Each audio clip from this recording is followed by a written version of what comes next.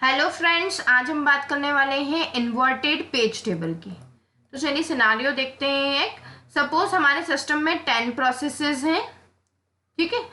अब क्या होता है, हर प्रोसेस जब रन होती है तो उसकी पेज टेबल भी मेन मेमोरी में होती है। देन हमारे 10 फ्रेम्स जो हैं वो पेज टेबल ने ही कंज्यूम कर लिए। क्यों? क्योंकि हमारे पास 10 प्रोसेसेस थी। तो बहुत सारी स्पेस तो ऐसे ही वेस्ट हो गई, किसकी? मेन मेमोरी की। ठीक है। देन हमने ये सोचा कि अगर हमारे पास भले ही इतनी प्रोसेसेस हैं और सबकी अपनी अपनी पेज टेबल्स हैं, तो सारे पेजेस तो कंप्यूट नहीं हो रहे होंगे सारी प्रोसेसेस के। ठीक है। तो सेम टाइम पे सारे प्रोसेस अगर कंप्यूट नहीं हो रहे तो नंबर ऑफ पेजेस जो कि हार्ड डिस्क में प्रेजेंट है उतनी ही नंबर ऑफ फ्रेम्स हम मेन मेमोरी में रख दें। ऐसी सिचुएशन के लिए हमारे पास इन्वर्टेड पेज टेबल है। अगर हम नॉर्मल पेज टेबल को देखते हैं तो वो ऐसी कुछ दिखती है। कैसी? ऐसी कुछ दिखती है वो नॉर्मल पेज टेबल। ठीक है। जिसमें पेज टेबल एंट्री इक्वल होती है प्रोसेस में नंबर ऑफ पेजेस की। ये पेज टेबल 1 है प्रोसेस 1 की, ये पेज टेबल 2 है प्रोसेस 2 की। और इसमें नंबर ऑफ एंट्रीज कितनी होंगी? जितनी इस प्रोसेस में नंबर ऑफ पेजेस होंगे। अब होगा क्या कि हर बार पेज नंबर जो इसमें फ्रेम नंबर डला हुआ है, हर पेज नंबर के करस्पॉन्डिंग हर फ्रेम नंबर की वैल्यू प्रेजेंट नहीं होगी। ये पॉसिबिलिटी है। क्यों? क्योंकि हो सकता है कि पेज नंबर 4 जो है वो मेन मेमोरी में कहीं अवेलेबल ही ना हो। तो जो पेजेस मेन मेमोरी में अवेलेबल है सिर्फ उनकी ही हमने यहाँ पे क्या कर रखी है? एंट्री कर रखी है। ठीक है। तो हमने यहाँ पर ये ऑब्जर्व किया है कि अगर मेन मेमोरी में जो पेजेस होते हैं पेज टेबल में उनके करस्पॉन्डिंग ही हमें पेज टेबल में एंट्री मिलती है। ऐसी सिचुएशन में हमने ये किया है कि हर प्रोसेस की एक पेज टेबल रखने की बजाय, अभी क्या है, जितनी प्रोसेसेस है उतनी पेज टेबल है, हम सिर्फ एक पेज टेबल रख लें सारी प्रोसेसेस के लिए। ठीक है।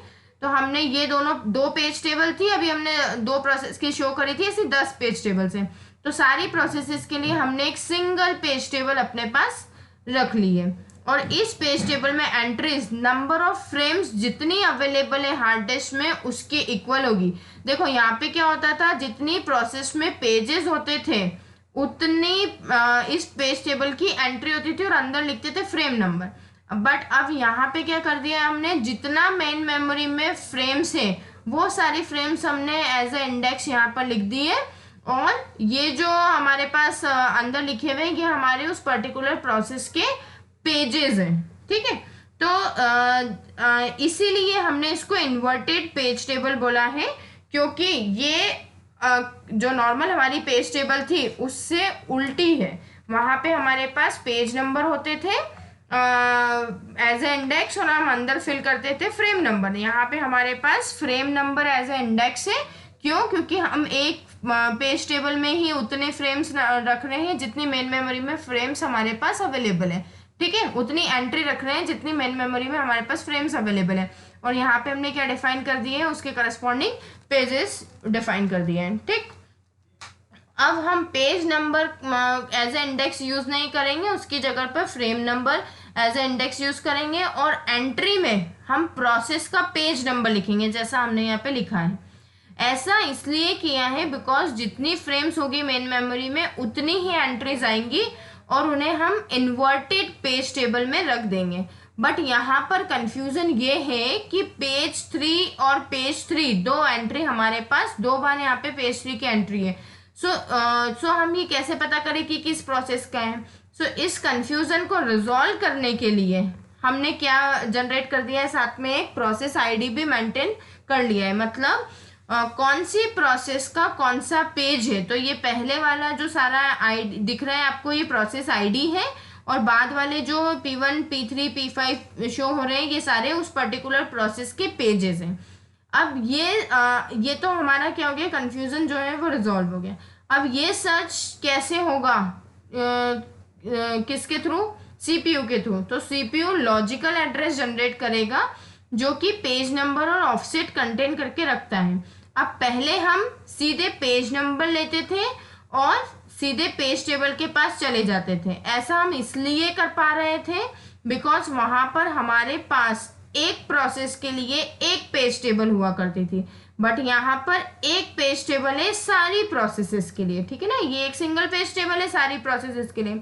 अब जैसे ही पेज नंबर पता चलेगा, कहाँ से, सीपीयू ने जो लॉजिकल एड्रेस जनरेट किया है वहां से, तो उसके साथ प्रोसेस आईडी भी होगा, ठीक है, जो ये बताएगा कि ये पेज नंबर किस प्रोसेस का है। सो इन्वर्टेड पेज टेबल में हम सर्चिंग परफॉर्म करेंगे, ठीक है, जो कि बहुत ही टाइम कंज्यूमिंग है, बिकॉज ये टीएलबी का यूज नहीं करती है, ट्रांसलेशन लुक असाइड बफर का यूज नहीं करती है। सपोज ये टीएलबी पे इम्प्लीमेंट होती तो ये फास्टर होती, बिकॉज इसके पास टैग वैल्यू होती जिससे हम जल्दी से सर्च कर लेते पर्टिकुलर प्रोसेस आईडी को, और उस प्रोसेस आईडी के करस्पॉन्डिंग वो पेज नंबर हमें मिल जाता। बट अब हमें मैनुअली सर्च करना पड़ेगा पेज नंबर उस पर्टिकुलर प्रोसेस आईडी का। सो इसलिए इन्वर्टेड पेज टेबल जो है वो बहुत ज़्यादा पॉपुलर नहीं है। हाँ, ये हमारी स्पेस ज़रूर बचा रही है, ठीक है, क्यों, क्योंकि अब इसको एक ही फ्रेम चाहिए मेन मेमोरी में, इतने 10 मेन मेमोरी में 10 पेज टेबल के लिए 10 फ्रेम कंज्यूम करने के लिए ज़रूरत नहीं है। तो ये स्पेस ज़रूर बचा रही है, बट ये टाइम बहुत कंज्यूम कर रही है, ठीक है। तो इसलिए हमने इन्वर्टेड पेज टेबल जो है वो बहुत ज़्यादा प्लेसेस पे यूज़ नहीं करी है, ठीक। Okay, thank you. अगर आपको मेरा लेक्चर अच्छा लगा है तो लाइक बटन पे क्लिक कीजिए और मेरे चैनल को सब्सक्राइब करके और अपडेट्स लेते रहिए। Thank you.